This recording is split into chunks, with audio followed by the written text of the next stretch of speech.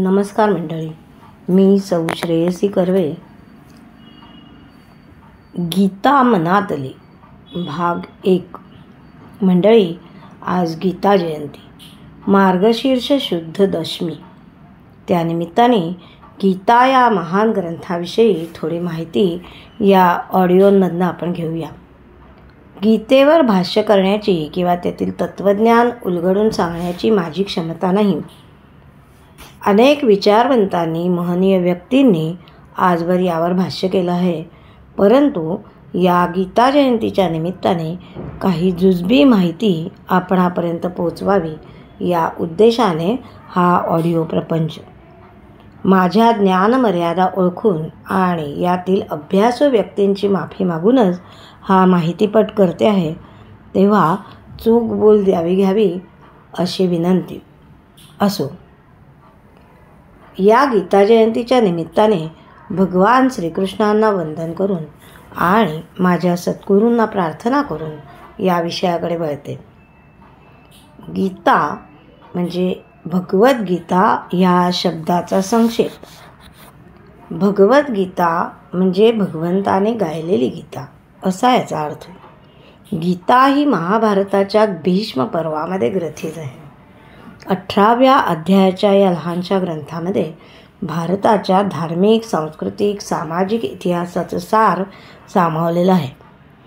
आता भारती कमळ परागो गीताख्यू प्रसंग म्हणजे महाभारत हे कमळ मानलं तर गीता हा त्यातला पराग आहे असं ज्ञानदेवांनी म्हटलं आहे. भारताच्या इतिहासात जे नवे नवे विचार प्रवाह वाहिले, जे धार्मिक आणि तात्विक संप्रदाय निर्माण झाले, त्या सर्वांना गीतेतूनच प्रेरणा मिळालेली दिसते.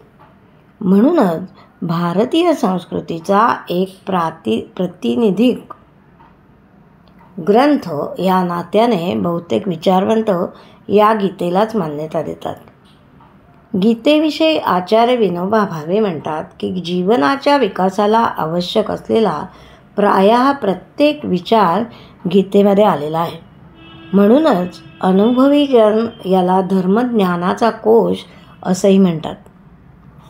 तर्कतीर्थ लक्ष्मणशास्त्री जोशी याविषयी लिहितात की वैदिक हिंदू धर्माच्या परंपरेमध्ये भागवत धर्माचा आधारभूत ग्रंथ भगवद्गीता मानलेला आहे. परंतु त्याचे प्रामाण्य वेदांपेक्षा दुय्यम मानले गेले आणि ही परंपरा गीता भाष्यकार शंकराचार्यांपर्यंत चालली. त्यांनीही गीतेला वेदांपेक्षा दुय्यम मानले. या परंपरेला ज्ञानदेवांनी कलाटणी दिली. ज्ञानदेवांच्या मते श्रीमद भगवद्गीता हा एक आगळा वेद आहे. ज्ञानदेव म्हणतात की गीता हेच वेदांचं मूळ आहे. एवढंच नव्हे तर वेदांचं सारसर्वस्व ही गीतेमध्ये सामावलेलं आहे. किंबहुना गीतेमुळे वेदांचे प्रयोजनच संपलं आहे.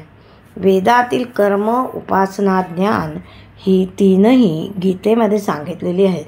म्हणून गीता हे वेदांचं बीज आहे. त्यांच्या मते गीता ही भारतीय विद्यांचा अंतिम विकास आहे असं ज्ञानेश्वरीच्या पहिल्या अध्यायात आणि उपसंहार करताना ज्ञानेश्वरांनी सांगितलं आहे की गीता ही आत्मविद्या आहे आणि आत्मा हे अंतिम सत्य आहे. गीतेला उपनिषद असं समजतात. गीतेच्या अध्याय समाप्ती सूचक वाक्यामध्ये भगवद्गीतासु उपनिषत्सु असं स्पष्टच म्हटलेलं आहे. इथे उपनिषत्सु असं बहुवचन आहे. त्यावरून सर्व उपनिषदांचं सार या ग्रंथामध्ये साठवले असल्याचं सूचित होतं. गीतेमधील ब्रह्मविद्या ही उपनिषदांच्या आधारेच प्रतिपादलेली आहे. उपनिषदातील कितीतरी श्लोक जसेच्या तसे किंवा थोड्या फरकाने गीतेमध्ये आलेले आहेत. आमच्या पनवेलचे डॉक्टर अशोक गोडबोले सर त्यांच्या एका रचनेत या संदर्भामध्ये म्हणतात की वेदशास्त्र उपनिषदे मंथून गीता सांगे देवकी नंदन करी विश्वधर्माचे चिंतन विराट विश्वाचा विश्वंभर. अर्जुनाचा मोह दूर करण्यासाठी भगवंताने त्याला गीता सांगून यामधून स्वकर्तव्य करण्याचा उपदेश केला. अर्जुनाची मोहनिवृत्ती हेच गीतेचं साध्य होतं असं विचारवंत म्हणतात.